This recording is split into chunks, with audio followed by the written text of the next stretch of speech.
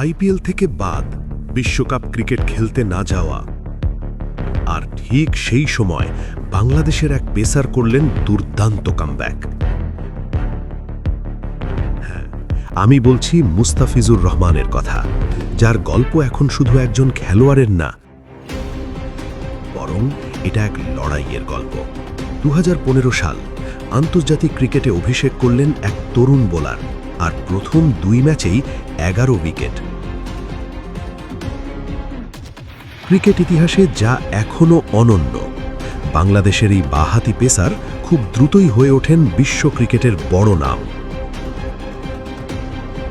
তার কাটার, তার ভ্যারিয়েশন ব্যাটসম্যানদের জন্য ছিল দুঃস্বপ্ন। আইসিসির বর্ষসেরা দলে জায়গা, বিশ্বজুড়ে ফ্র্যাঞ্চাইজি লিগে ডাক। মুস্তাফিজুর রহমান তখন শুধু একজন খেলোয়াড় না, একটা ব্র্যান্ড।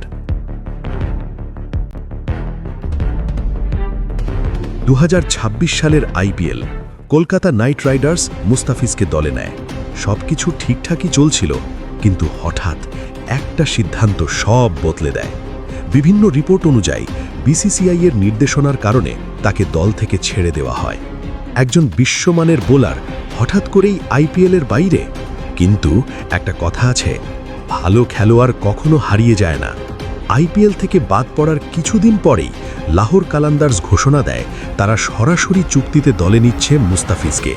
পাকিস্তান সুপার লিগ 2026-এ 6.44 কোটি পাকিস্তানি রুপি, ডায়মন্ড ক্যাটাগরি, মানে দলের সবচেয়ে গুরুত্বপূর্ণ খেলোয়াড়দের একজন।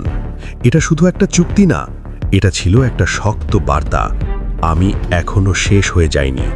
আর সবচেয়ে গুরুত্বপূর্ণ বিষয়, মুস্তাফিজ শুধু দলে সুযোগই পাননি, তিনি পারফরম্যান্স দিয়েও প্রমাণ করছেন নিজের মূল্য। এই ম্যাচটাই দেখুন, 4 ওভার বল করে দিয়েছেন মাত্র 19 রান, নিয়েছেন একটি উইকেট, ইকোনমি 4.75।